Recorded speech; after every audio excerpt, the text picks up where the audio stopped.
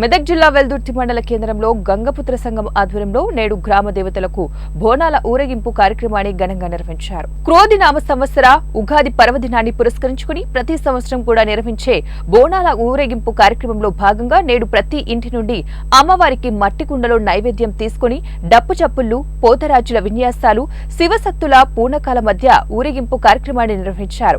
గంగపుత్రులు సలవ పందిరిలో ఈ ఊరేగింపులో పాల్గొన్నారు. ఈ గ్రామంలో ఊరేగింపు నిర్వహించిన అనంతరం అమ్మవారికి బోనాలు సమర్పించి మొక్కులు తీర్చుకున్నారు.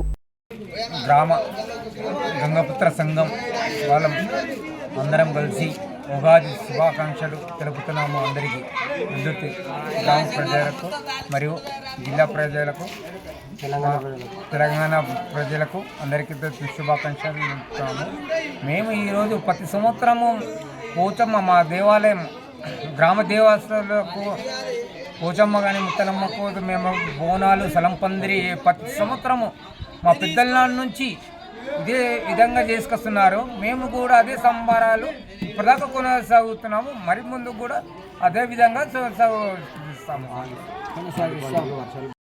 అందరికీ నూతన సంవత్సర ఉగాది శుభాకాంక్షలు.